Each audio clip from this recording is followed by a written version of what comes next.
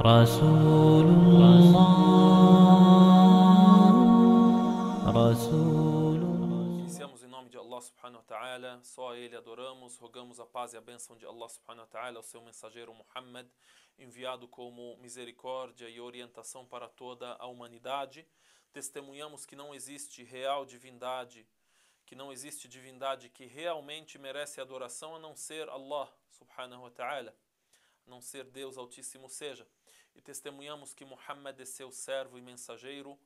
Rogamos a paz e a bênção de Deus a ele e a todos os seus familiares e seguidores. O profeta Muhammad, que a paz de Deus esteja com ele, nasceu no dia 12 de Rabi' al-Awwal do ano do elefante. 12 do mês lunar de Rabi' al-Awwal min 'am al-Fil, ano do elefante. A maioria das fontes históricas cita essa data. E o dia 12 de Rabi' al-Awwal, Rabi' al-Awwal é o nome do mês, porém é o mês do calendário lunar. Não é a tradução de um dos meses do calendário gregoriano que nós conhecemos hoje, janeiro, fevereiro, março. Mas é o mês de Rabi' al-Awwal, um mês do calendário lunar, é o terceiro mês. Correspondente ao mês de abril do ano 571 depois de Cristo. Calculando aproximadamente o calendário gregoriano, o profeta Muhammad sallallahu alaihi wasallam nasceu no mês de abril do ano de 571 depois de Cristo.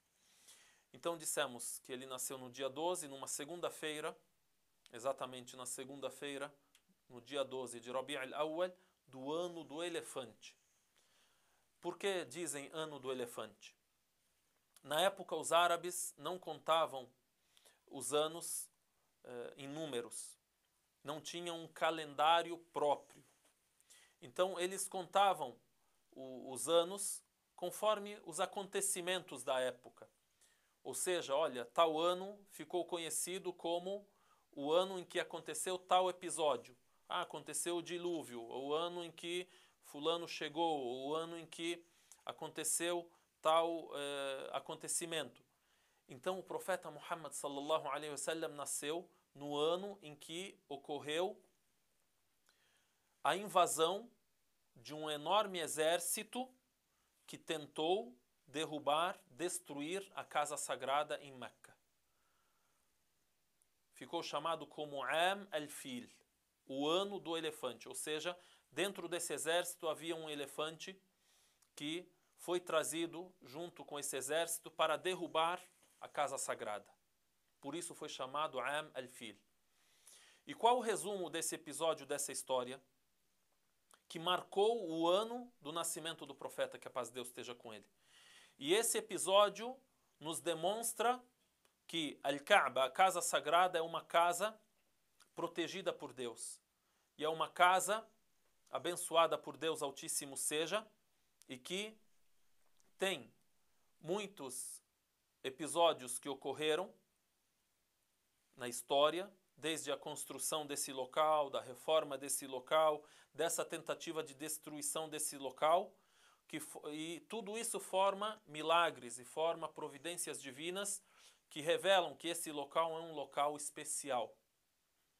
E também nos revela, essa história, esse episódio nos revela que este local merece sim ser o berço do envio de um novo profeta e do último dos profetas que será enviado para toda a humanidade. Para toda a humanidade. Por isso Deus Altíssimo seja revela no Alcorão Sagrado que revelou ao profeta Muhammad um livro para que ele alerte, para que ele oriente al-Qura, ou seja, a cidade de Meca, wa man hawlaha, e tudo que existe ao redor dela. O mundo inteiro ao redor dela, a norte, sul, leste e oeste. Então Meca é quase o centro do mundo e ainda o profeta Muhammad sallallahu alaihi wasallam é enviado neste centro e para orientar as pessoas que vivem neste centro e tudo o que existe ao redor deste centro no universo. Bem, vamos contar a história então desse episódio, a história desse exército que tentou tentou destruir Al-Kaaba. O que acontece? Al-Kaaba era conhecida como um centro que era visitado por todos os árabes. Mesmo que, na época, os árabes tenham se desviado para a idolatria, adorado aos ídolos, eles ainda respeitavam esse local. Porém, misturaram a adoração, que deve ser unicamente dirigida a Deus, misturaram com isso a adoração aos ídolos. Adoravam os ídolos dentro da casa sagrada e na frente da casa sagrada. Então, devemos saber bem a diferença, devemos distinguir com exatidão entre aquilo que é o monoteísmo, que foi revelado por Deus a Abraão, que a paz de Deus esteja com ele, a Ismael, ao profeta Muhammad posteriormente, e entre aquilo que há de tradições e costumes que foram implantados, inventados, filosofias e lendas que foram implantados naquele local, em outros locais, e acabaram influenciando a vida do povo, a vida das pessoas. Da mesma maneira, por exemplo, nós cremos em Jesus, que a paz de Deus esteja com ele. E diferenciamos bem, distinguimos entre aquilo que é monoteísmo, revelado por Deus a Jesus, e entre aquilo que é filosofia humana, e entre aquilo que são os ídolos, a idolatria que foi depois estabelecida e misturada ao monoteísmo. Ou seja, o monoteísmo de Jesus é algo que ele pregou, ele viveu, ele ensinou e está no Evangelho.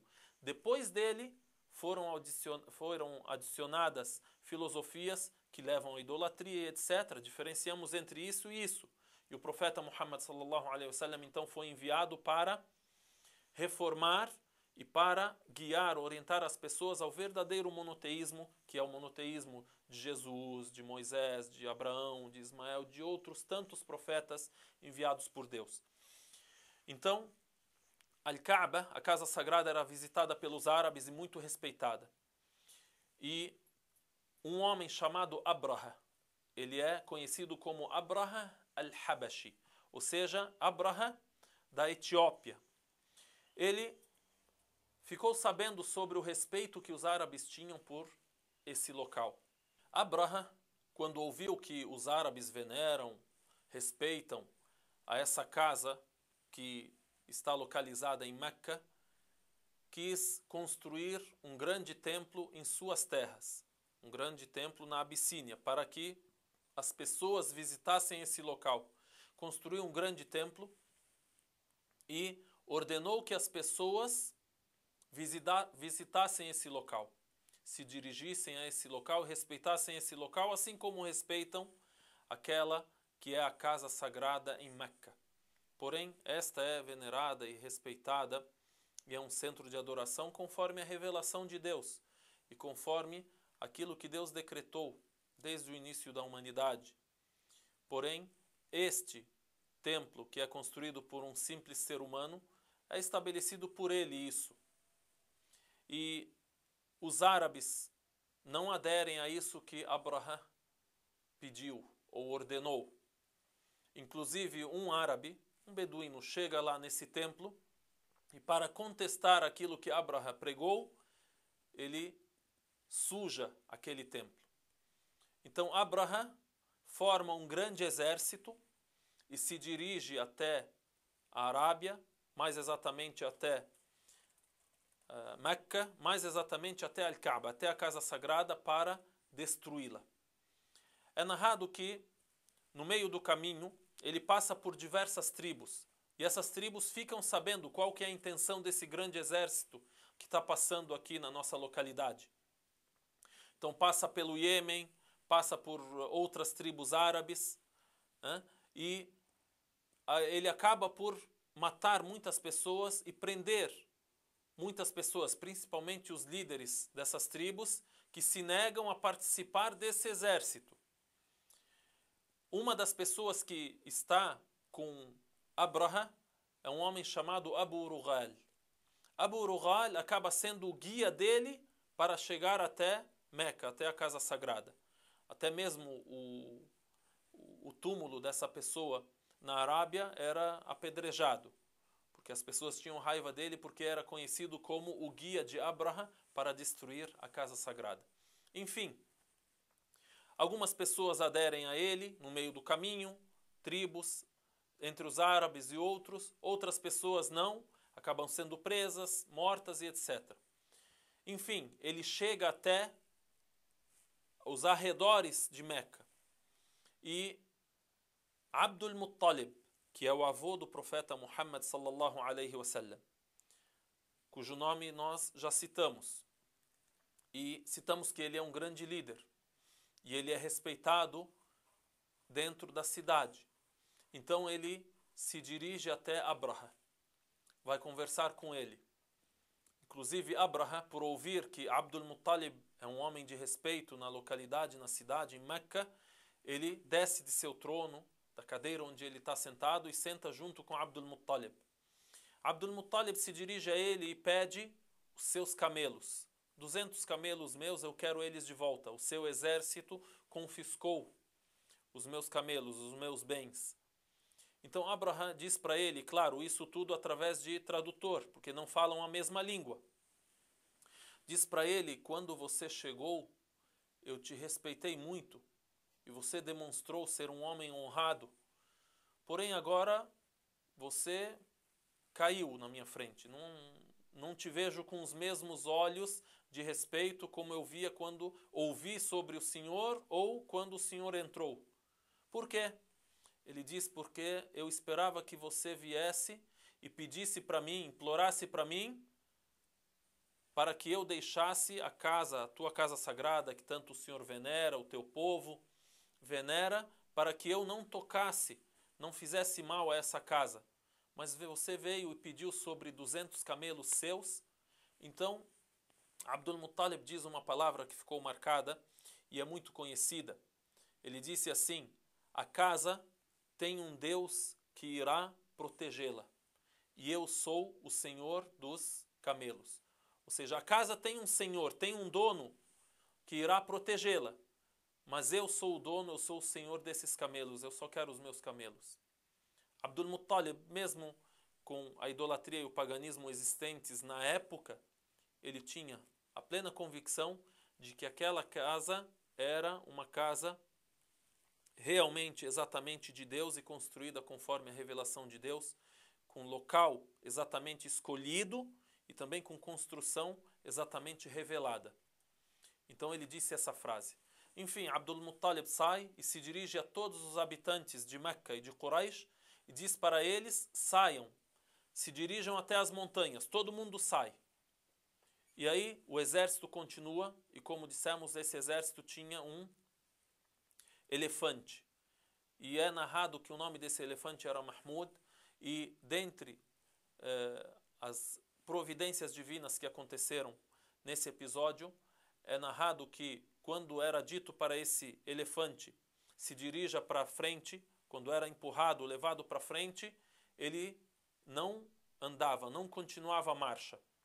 Quando ele ia para a direita, ele andava, para a esquerda andava, para trás, de volta, para não se dirigir à Kaaba, a casa sagrada, ele também atendia. Porém, para frente ele não ia mais. E aí, o fim do episódio aqui, Deus, Altíssimo Seja, enviou sobre esse exército pássaros e enviou uma grande chuva de pedras.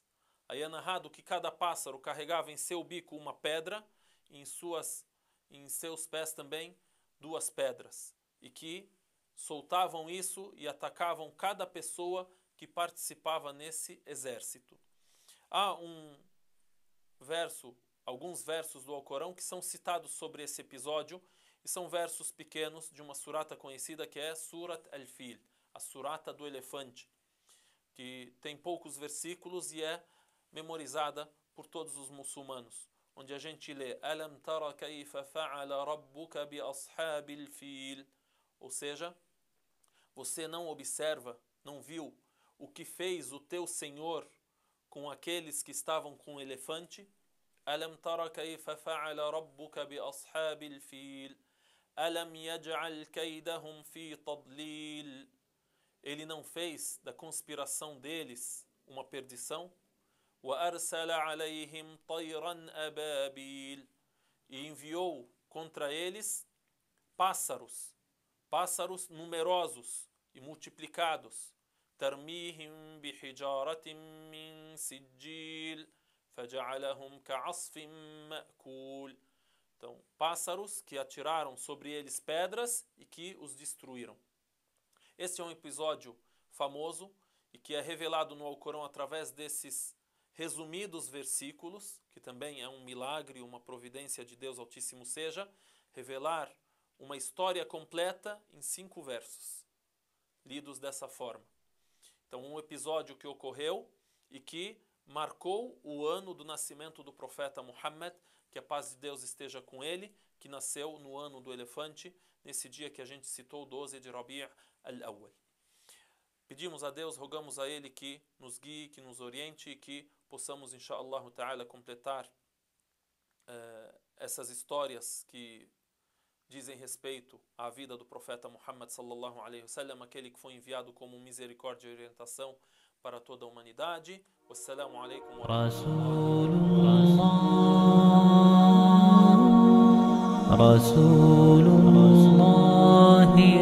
barakatuh.